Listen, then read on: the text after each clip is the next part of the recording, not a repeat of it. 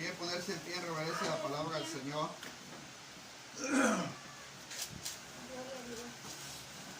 La palabra del Señor nos dice de esta manera: e hizo Moisés que partiese Israel del mar rojo, y salieron al desierto de Shur.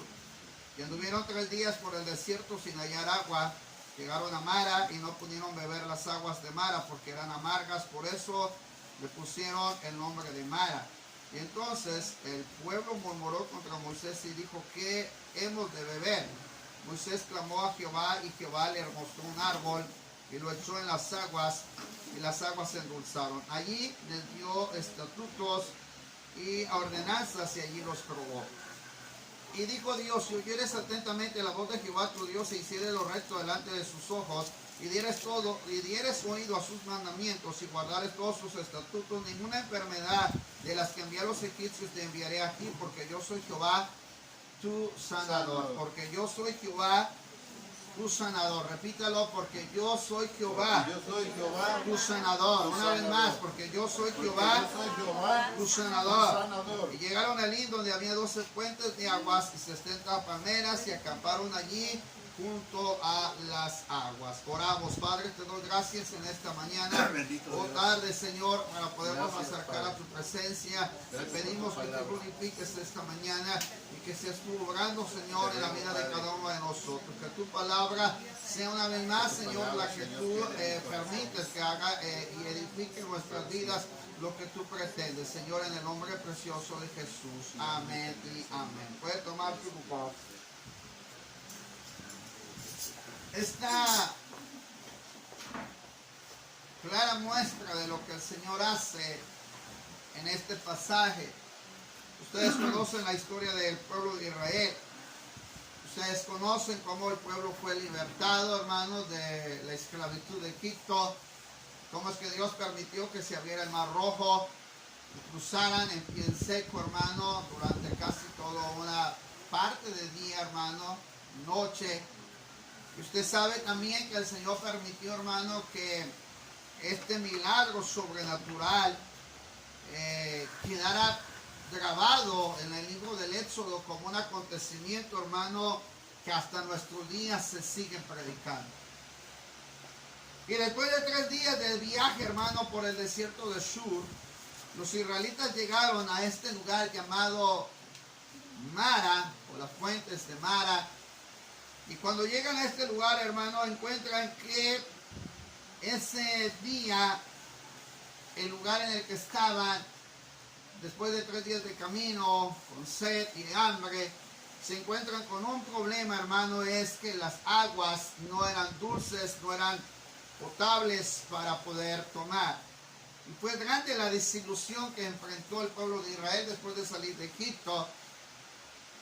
¿Se imagina cómo se sentiría que después de caminar 3 días, encontrarse por la necesidad de tener hambre, la necesidad de tener sed? Se encuentran, hermano, con un problema muy grande. Las aguas eran amargas. Y dice la Escritura que el propósito de Dios era probarlos ahí, llevarlos a que fueran probados. No los sacó de Egipto por sacarlos. Una cosa es darles la muestra de su poder después de liberarlos, hermano, de Egipto y cruzar el mar rojo. Y otra cosa es llegar a ese lugar con el propósito de poderles probar. Había un proceso que tenía que enfrentar el pueblo de Israel. Y así como nosotros en nuestros días tenemos un proceso en el cual tenemos que cumplir. Pero para poder encontrar, hermano, la clave de estos versículos, tenemos que empezar, hermano, a saber que el propósito de Dios, hermano, para el pueblo de Israel no sería como Él ni siquiera lo había pensado. Dice la Escritura que Él hizo que partieran ahí del Mar Rojo, se fueran rumbo al camino de Shur, y anduvieron 3 días, hermano, en el desierto. Y dice la Escritura que no hallaron agua. Y en este proceso, amado hermano, al llegar a ese lugar, se encuentran con un problema de que necesitaban tomar agua, necesitaban beber agua, pero ahí donde se encuentran, hermano, no pudieron suplir su necesidad. Inmediatamente dice la Biblia que la gente comenzó a quejarse contra Moisés y clamó a Dios referente a que no había agua. Y dice la Escritura que Dios los prueba en ese lugar. Dice la escritura que le hacen una pregunta a Moisés, ¿qué hemos de beber? Y Moisés clamó a Jehová. Y dice la escritura que Jehová le mostró un árbol y lo echó en las aguas y las aguas se endulzaron. Y ahí les dio estatutos y ordenanzas. Pero dice la Biblia, y ahí los probó. Mira, amado hermano, le voy a dejar esta mañana 6 cosas que están aquí registradas. Quiero que usted se las lleve en la mente. Lo primero, Dios los probó. Dios los probó.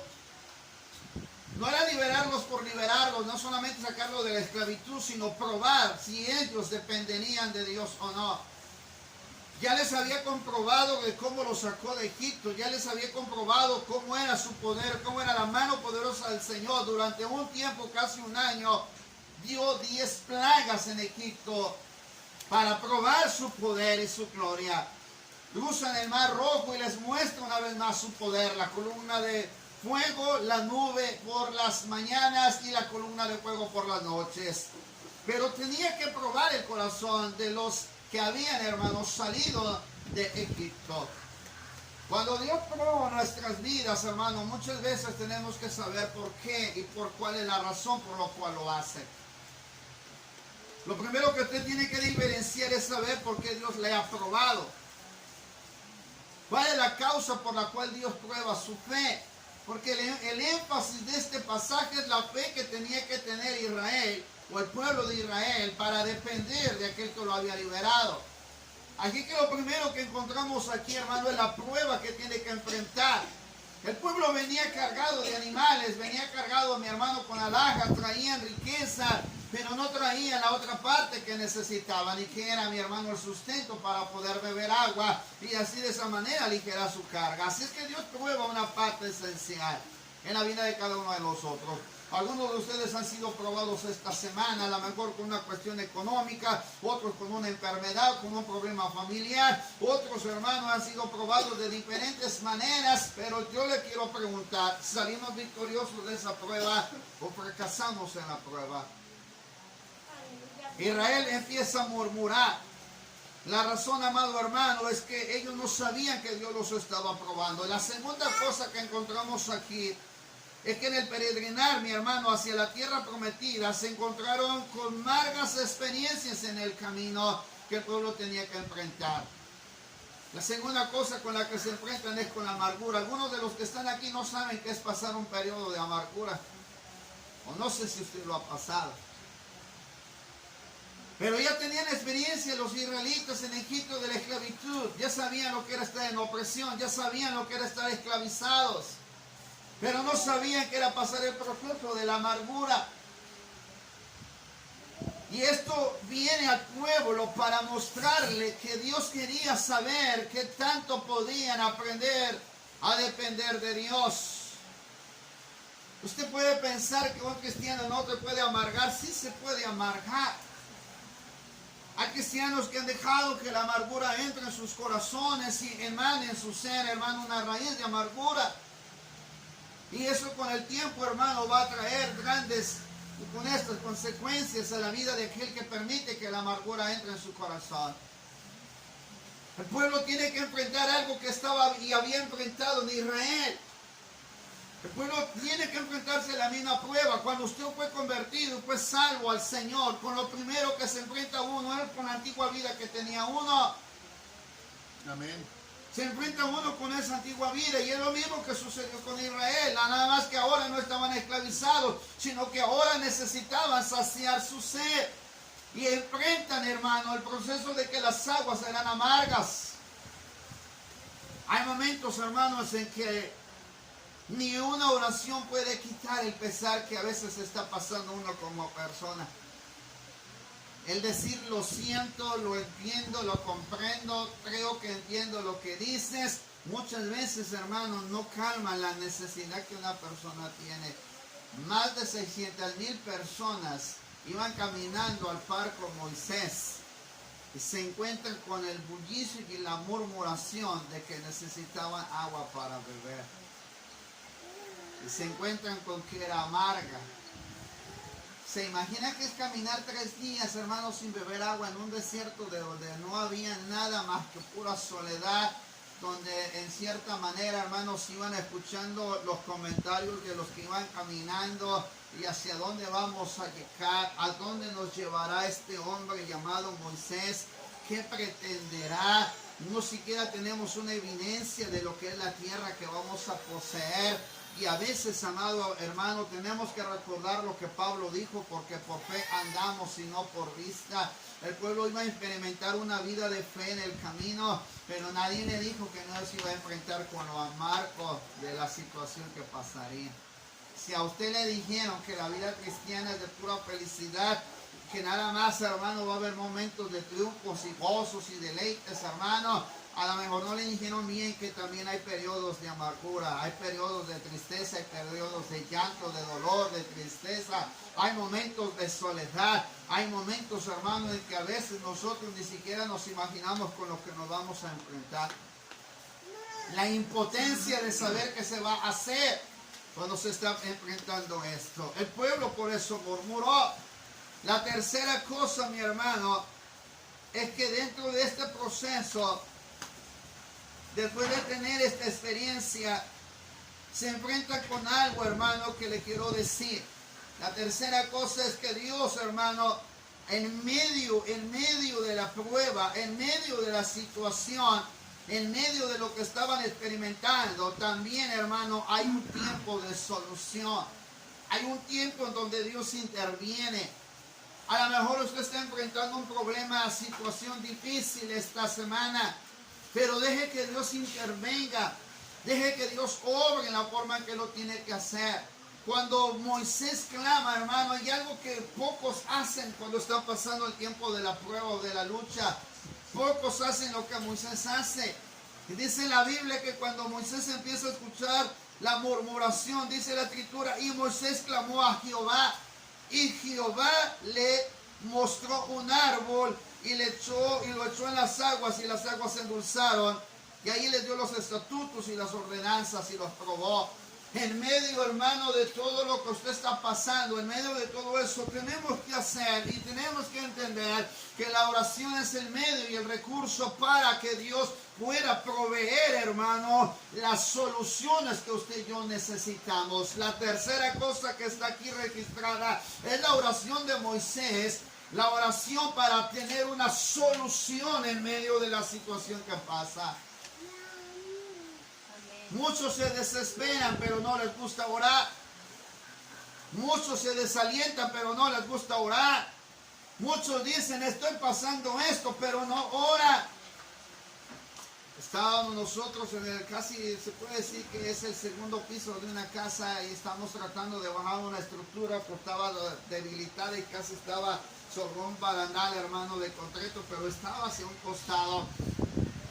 Y lo primero que hice al verlo ahí, dije, Señor, ¿y eso cómo lo vamos a bajar? Y lo primero que empecé a hacer, hermano, fue orar, y dije, Señor, tú proveíste este trabajo. Ahora, Señor, dame la manera de cómo lo tengo que hacer, qué puedo hacer, la manera en que tengo que trabajar. No es llegar y hacer y vámonos y se terminó, y hacerlo rápido para ver si podemos lograr ganar algo. Y empecé a orar un día antes. Ese día miércoles recuerdo que no pudimos, fuimos a dejar unas cosas, pero no trabajamos ese miércoles porque teníamos que atender un asunto de unos hermanos que estamos apoyando. Al siguiente día del jueves de la oración, hermano, no pudimos avanzar mucho y estábamos pensando para hacer las cosas por el riesgo que hay. Pero ese día en la oración empecé a pedirle a Dios su dirección, y por la noche pareciera que Dios parece que estaba viviendo la escena del trabajo que tenía que hacer. Y le empecé a pedir a Dios su dirección. Al siguiente día que llegamos a esa casa, le dije a Brandon, ¿sabes qué vamos a hacer? Vamos a actuar, vamos a meternos en el asunto, pero no le vamos a pensar, y que sea lo que Dios tenga que hacer. Nos encomendamos al Señor esa mañana y le pedí a Dios su dirección, y eso fue el día viernes, que le pido su dirección a Dios. Le dije, Señor, tú sabes cómo ayudarnos. Y cuando empezamos a hacer el trabajo, empezamos a ver que Dios nos da una solución de lo que quiere y lo que nos puede ayudar. Usted está buscando soluciones, pero a lo mejor no es la correcta que usted está tratando de tener. El claro ejemplo que nos da Moisés es orar a Dios cuando la situación está amarga, cuando la situación no tiene solución. Se tiene que orar a Dios, se tiene que clamar a Dios, se tiene que refugiar en Dios, se tiene que buscar a Dios. Porque quiero decirle que el milagro que Dios hizo ayer ya pasó. Dios todavía tiene cosas nuevas que enseñarnos, soluciones que tiene que darnos. Si usted se quiere quedar con la congoja, si usted se quiere quedar con la situación, si se quiere quedar con el problema, depende de nosotros cuánto tenemos que confiar en Él. Dios probó a Israel así como lo está probando a usted. A usted lo está probando por si usted no lo sabe. Dios lo está probando y lo seguirá probando. Si para Israel, hermano, tan solamente haber salido del Mar Rojo era para que no se confiara, solamente habían pasado 3 días y Dios lo probó. Así como hoy va a salir de este servicio y mañana va a enfrentar una prueba, pasado otra prueba. No sé cuánta prueba le va a dar Dios esta semana, pero qué tan preparado está para vencer cada prueba que va a pasar. ¿Va a buscar soluciones a costa de su propia fuerza? ¿O va a buscar el rostro del Señor para que Dios le dé el medio para tener esa solución? Hay una diferencia entre la vida cristiana y la vida natural. La vida cristiana sabe dónde depende. La vida cristiana sabe a quién se va a refugiar. La vida cristiana sabe de quién va a poder buscar. Pero el hombre natural, la persona que vive solamente a expensas de su propia vida, hermano, buscará las soluciones que a su corta o a su manera de ver las cosas, buscará soluciones. Algunos es fácil irse a rogar al banco. A otros es fácil pedir prestado. Para otros es fácil, hermano, a veces vender lo que tienen para poder tener y pagar una deuda. Pero pocos son los que se refugian a buscar el rostro de Dios para tener una solución. Moisés tuvo que buscar una solución y no se dejó guiar por el bullicio ni la murmuración del pueblo. Él supo cómo buscar la solución e invocó el nombre del Señor. La cuarta cosa que está aquí es que le deja una experiencia sobrenatural. El Señor le mostró un árbol. Y Moisés, hermano, tomó el árbol, lo corta y lo avienta sobre las aguas amargas. ¿Cuántas experiencias ha vivido usted? ¿Cuántas experiencias hoy que veía este día del Día del Niño le decía, pasaba por mi mente las actividades anteriores? Y volvió a recordarme la experiencia de lo que tenemos que enfrentar.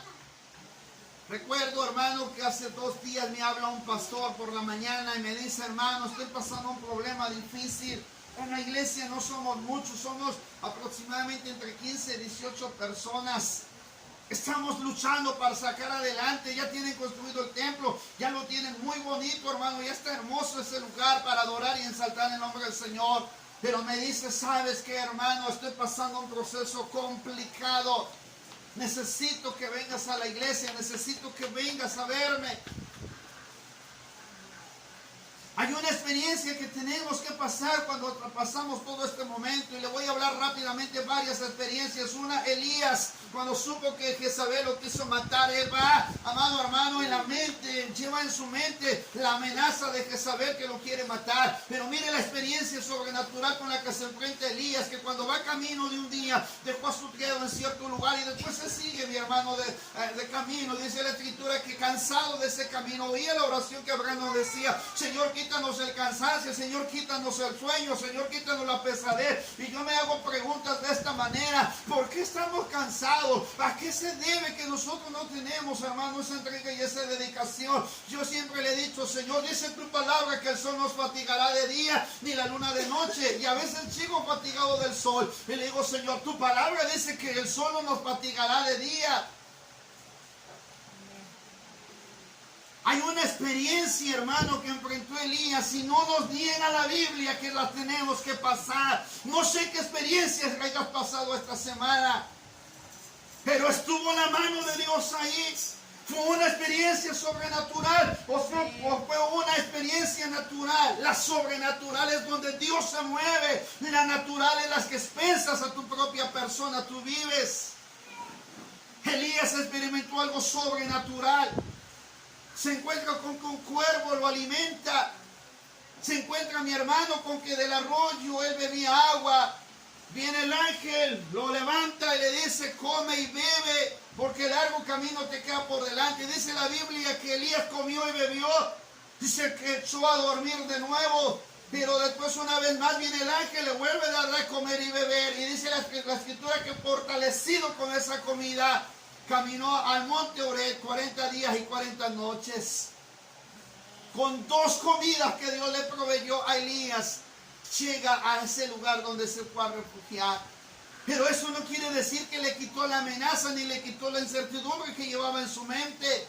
Elías tenía que ver algo más allá de algo natural, experimentar lo sobrenatural. En la cueva experimentó 4 manifestaciones diferentes de Dios en su vida para levantar el ánimo de Elías. No sé si tú necesitas una experiencia sobrenatural. Eso es lo que Dios quiere que tú lleves, de lo natural a lo sobrenatural. Quiere que experimentes lo sobrenatural. Quiere que experimentes lo sobrenatural. Escuche, quiere que experimentes lo sobrenatural. Las aguas eran amargas, no se podían beber. Ni siquiera mi hermano que podían de una u otra manera ingerirlas porque sabían que estaban amargas. Pero dice la escritura que con el hecho de echar el árbol, el hecho de derramarlo y ponerlo en las aguas, se convirtieron en dulces, y más de 600,000 personas tomaron agua y bebieron, los niños, los animales y todos los que iban con ellos. Esta es una experiencia sobrenatural. A lo mejor a su mente no alcanza a comprender la magnitud de lo sobrenatural. Más de 600,000 personas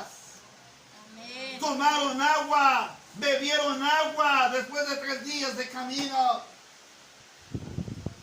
Lo sobrenatural de Dios es una experiencia que ellos experimentaron, hermano.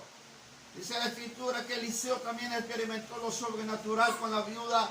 Le iban a quitar los acreedores, pero el profeta le dijo a la mujer que tienes en casa una botija de aceite. Vamos, ve a pedirle las vasijas prestadas, usa a tus hijos. ¿Sabe que a veces sus hijos no han tenido experiencias sobrenaturales con Dios? Estos niños experimentaron, estos jovencitos experimentaron lo sobrenatural de Dios cuando la madre los mandó a pedir las vasijas, y la madre estaba llenando las vasijas de aceite y se iba multiplicando el aceite, y más vasijas traían, más se llenaba y más se multiplicaba el aceite, hasta que llegó el momento, mi amado hermano, en que tuvieron suficiente para poderlo vender y pagar a los acreedores. No sé si Dios para usted no es suficiente. No sé si para usted Dios no es, mi hermano, suficiente. Pero la escritura dice que esta mujer tuvo lo suficiente para poder pagar a los acreedores y rescatar la vida de sus hijos. Esto es un hecho sobrenatural. Un hecho donde Dios opera y obra. Ellos se llevaron esa experiencia, pero aún así Israel endureció su corazón. Aún viendo ese hecho, mi hermano, no pudo experimentar ni abrir su corazón totalmente a Dios. Porque, hermano, aún seguían cargados de su dura cerviz. Aún seguían cargados con su naturaleza que habían traído de Egipto. Pero hay otra cosa más. Había otra cosa más. La Biblia nos lleva también a otra cosa. El número 5. Es que esta prueba, hermano, que he experimentado, les ayudó a entender que tenían que depender y obtener la provisión que venía del Señor. Ahora quiero hacerle esta pregunta a usted que trabaja. Es una pregunta que le voy a hacer. ¿Usted todo lo que gana es por provisión de Dios? ¿Es porque depende de Dios o viene por su propio esfuerzo? ¿O viene por su propio esfuerzo? Usted le trabaja a una empresa, le trabaja a un negocio. Y la pregunta es provisión de Dios o es su esfuerzo? Todas las mañanas yo veo muchos que se levantan temprano, se enlistan a las 5, 6, 7 de la mañana, se van a trabajar, regresan hasta tales horas. ¿Cuándo es una provisión y cuándo es su propio esfuerzo? Este día, mi hermano, Israel experimentó la provisión de Dios. Este día que ellos probaron y fueron ahí, mi hermano, en ese lugar, Dios les mostró la provisión y lo que es el cuidado de depender de Él. Algunos de repente tienen un mal concepto de nosotros como pastores. Hace años recuerdo escuchar a un pastor decir que su peligrés dijo, pues dice el pastor que Dios provee, que Dios le cuida, pues que allá le provee a Dios, si es que necesita que le provea a Dios. Hasta el día de hoy, 11 años, Dios nos ha provisto en este lugar. Con o sin su bendición de usted, Dios nos ha proveído en este lugar. Dios ha sido de bendición para nosotros en medio de una situación difícil.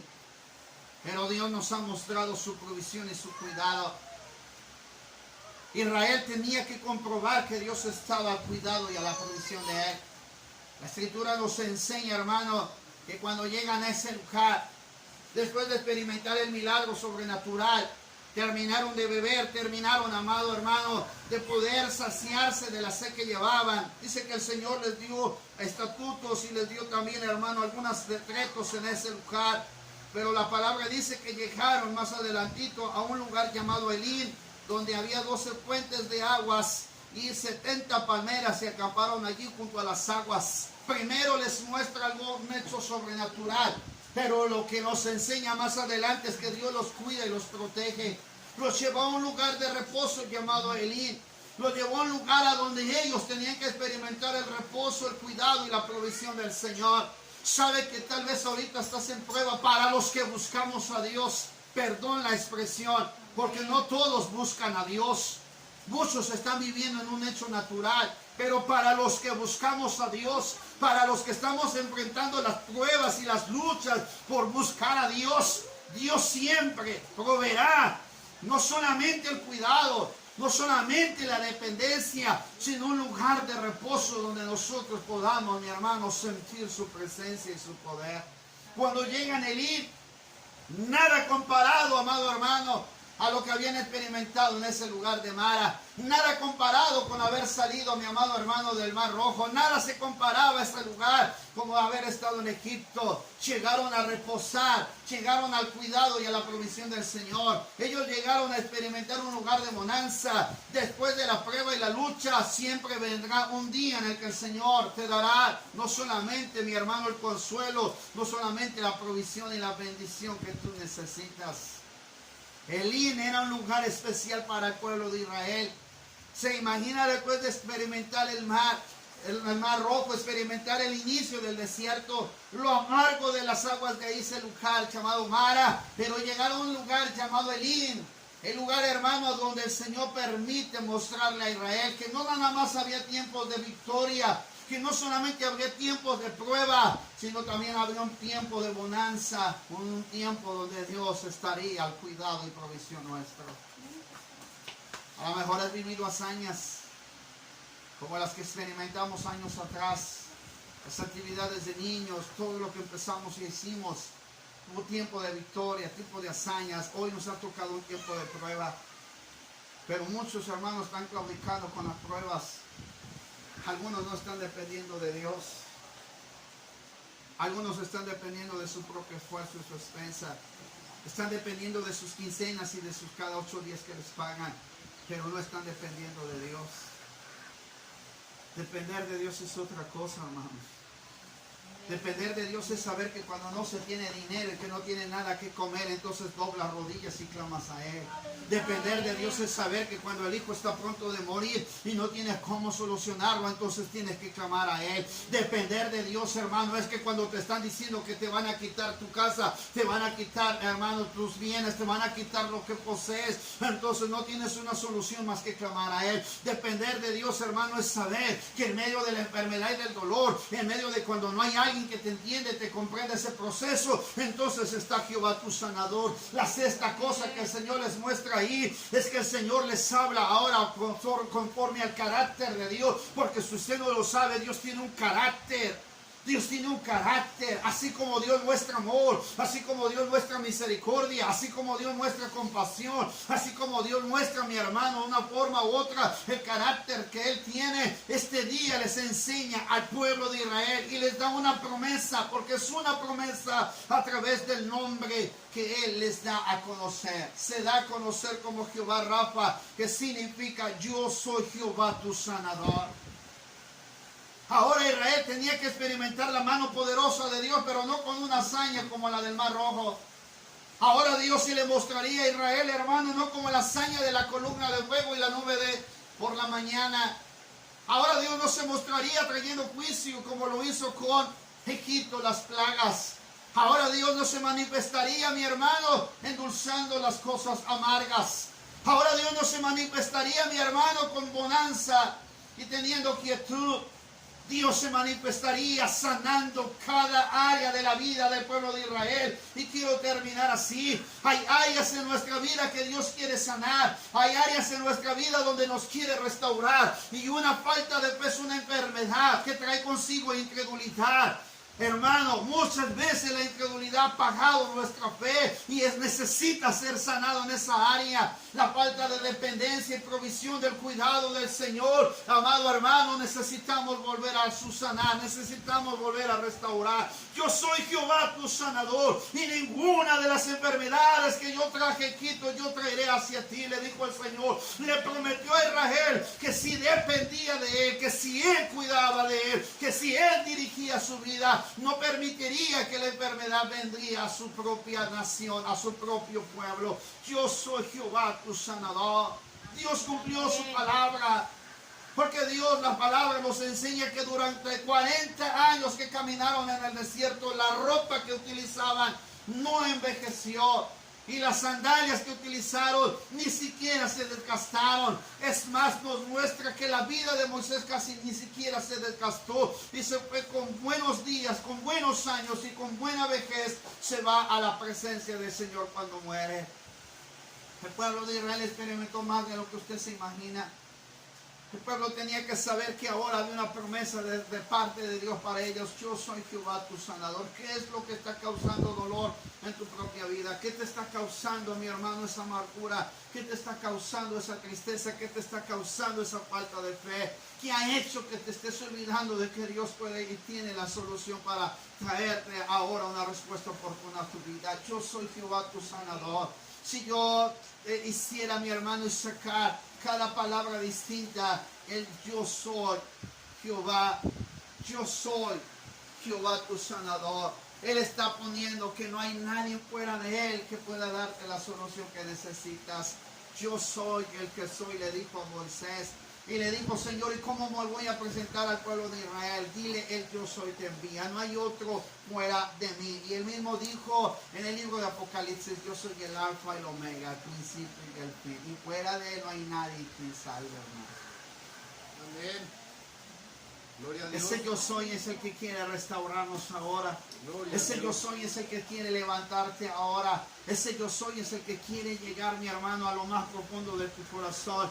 Y sabes que aún quieres sanar tus pensamientos, quieres sanar tus heridas, quieres sanar tus dolores, quieres sanar tus dolencias. No solamente hay enfermedades físicas en el cuerpo humano, sino también hay enfermedades en el alma, hay enfermedades en la mente, hay enfermedades en el corazón, hay enfermedades, hermano, en las áreas de nuestras finanzas, hay enfermedades que han impedido que podamos dar la mano de Dios. Y hoy el Señor quiere sanarte en cada área de tu propia vida que tú tienes. Hay hermanas que están arrastrando el pasado y que no han sabido cómo solucionarlo.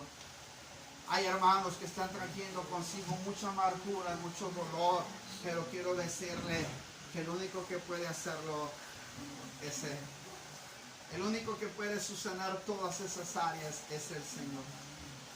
Quiero pedirle que se ponga de pie, Isaías 53.